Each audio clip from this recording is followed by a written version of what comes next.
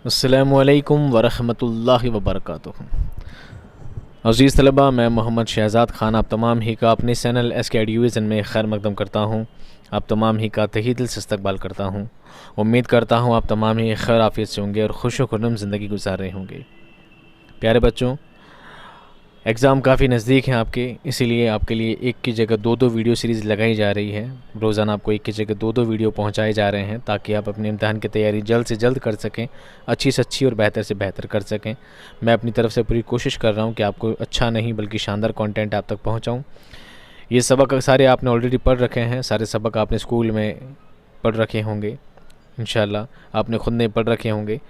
यहाँ पर सिर्फ आपको सबक का ख़ुलासा बताया जाएगा ताकि आप सबक को रिवाइज़ कर सकें, समझ सकें, और उसके बाद सबक से जुड़े सवालात जो इससे बन सकते हैं उन सवालात को और उसके जवाबात को भी बताया जाएगा ताकि आपका सबक क्या हो जाए।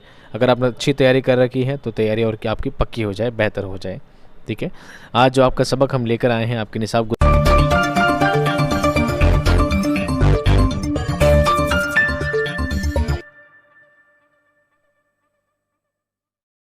गुलजार उर्दू से, वो है सबक नंबर 5, अन्न देवता। क्या है अन्न देवता? अन्न यानी किसे कहते हैं? गेहूं को कहते हैं, धान को कहते हैं, फसल को कहते हैं। ठीक है, धान की फसल को अन्न देवता कहा जाता है। अब ये इसी से रिलेटेड सबक है पूरा। आइए सबक में कैसी बातें होती है, क्या बातें होती है, सबक को पढ़ेंगे, जानेंगे, उसके बाद सवाल जवाब की जानिब चलेंगे। आइए सबक का खुलासा। अन्न देवता देवेंद्र सत्यार्थी का एक तंजिया अफसाना है जो अन्न देवता के गिर्द घूमता है। जब दुनिया में इंसान आया तो उसे भूख ने सताया। भूख मिटाने के लिए इंसान ने दरख्तों के पत्ते, छाल, फल खाए, जानवरों का शिकार करके उनका कच्चा गोश्त खाया। फिर इंसानी ज़िंदगी आगे बढ़ी और उसने खेती बाड़ी शुरू की। अफसाना इसी पस मंज़र से शुरू होता है। मुसन्निफ़ ने गूंडों की ज़िंदगी से बात शुरू की क्योंकि वो इब्तदाई दौर के इंसानों की तरह जंगल में रहते और ठीक जंगल के दरख्तों की तरह उनकी जड़ें भी गहरी होती चली गईं। अफसाने का पहला जुमला है, तब अन्न देवता ब्रह्मा के पास रहता था। ठीक है, एक दिन ब्रह्मा ने कहा, और भले देवता धरती पर क्यों नहीं चला जाता? और ब्रह्मा के कहने पर अन्न देवता धरती पर आ गया। वह बहुत बड़ा था। फिर ब्रह्मा ने संदेश भेजा कि तुम छोटे हो जाओ, यहाँ तक कि वो आदमी की कमर तक रह गया। तो आदमी उसे देखकर बहुत खुश हुआ क्योंकि उसके जिस्म से बालें फूट रही थी। अन्न देवता समझ गए ना आप किसे कहते हैं? गेहूं की जो डाली होती है, ठीक है, आपके यहाँ क्या कहते हैं मैं नहीं जानता, आपकी लोकल लैंग्वेज में गेहूं का जो पौधा होता है, गेहूं की जो डाली होती है, उसे अन्न देवता यहाँ पर कहा गया है। मालूम होता था कि सोने का पेड़ खड़ा है। आदमी ने उसे झंझोड़ा और बालें धरती पर गिरीं।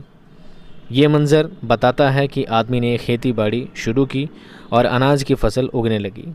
अब अच्छी फसलें उग रही हैं, मगर उसी के साथ काल कहत भी पड़ने लगा। काल मतलब अकाल, काल मतलब अकाल, कहत अकाल को ही कहा जाता है, सूखा जिसे कहते हैं। अफसाने का मरकज़ी किरदार जो इस बार काल पड़ने से सख्त नाराज़ है क्योंकि इससे पहले कभी ऐसा काल नहीं पड़ा। उसकी बीवी हल्दी की गोद में 3 माह का बच्चा है। हल्दी हर साल अन्न देवता की मन्नत मानती। चिंतु गुस्सा में हल्दी से कहता है, मेरा दिल तो तेरे भगवान को भी ना माने। कहाँ है उसके मेघराज यानी बादल, और कहाँ सो रहा है वो खुद? एक बूंद भी तो नहीं बरसी। बस्ती के एक दूसरे गोंड बैसाखों का भाई रामू बम्बई के किसी मिल में काम करता था और हर माह अपने बाप को 25 रुपये मनी ऑर्डर से भेजा करता था। कॉल में चिस्सू की बदहाली को देखकर बैसाखों ने उसे साथ आने दिए। हल्दी को शक हुआ कि चिस्सू मांग कर लाया है, मगर चिस्सू ने उसे बताया कि बैसाखों ने खोर दिए हैं। हल्दी सोचने लगा कि इस कहत के ज़माने में 4 रोज़ दाल भाग का खर्च चल जाएगा। गांव की इंतहाई ख़राब हालत देखकर कहत सुबह ने धान बांटने का फ़ैसला किया। गांव में फड़ के साहब और मुंशी जी धान बांटने आए। चस्सू गांव की पंचायत का दायां बाजू था। वो सबको धान बांटने लगा। सब लोग अन्न देवता की जय जयकार करने लगे।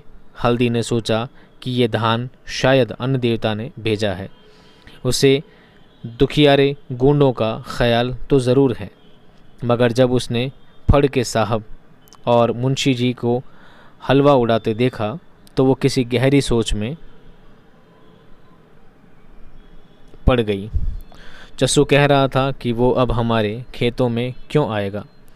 वो धनवानों की हलवा पूरी खाने लगा है, निर्धन गुंडों की अब उसे क्या परवाह है।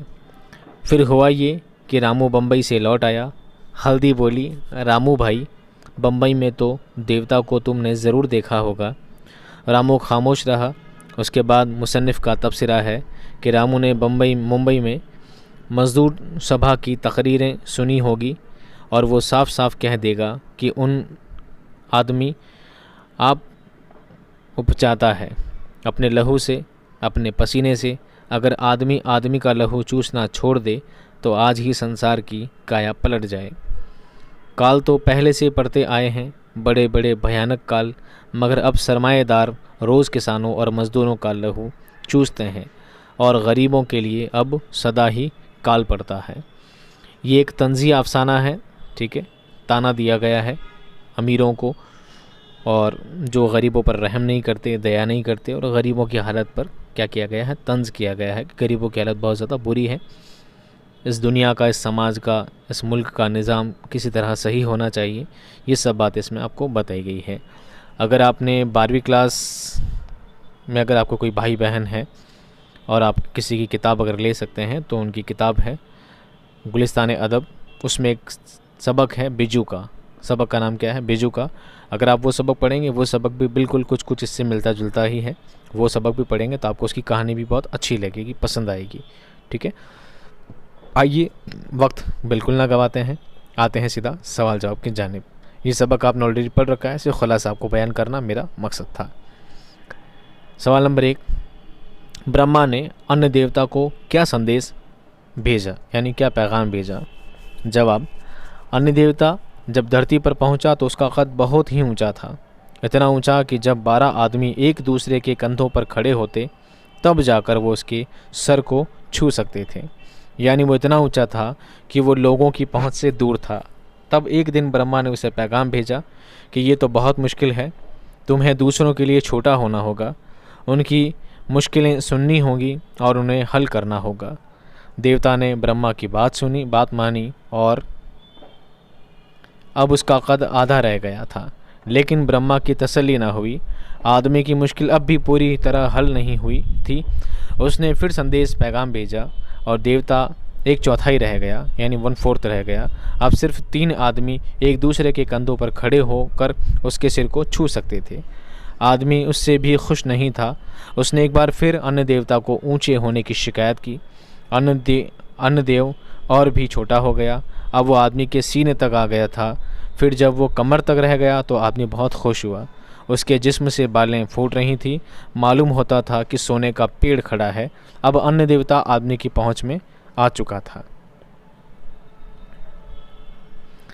अगला सवाल देखिए, चिंतु अन्न देवता से नाराज़ क्यों रहता था? जवाब, चिंतु अन्न देवता से इसलिए नाराज़ रहता था कि उसे लगता था कि उसकी सारी मुसीबतें अन्न देवता की वजह से हैं। वो एक गरीब गूंड था और उसकी ज़िंदगी बड़ी मुश्किलों में गुज़रती थी।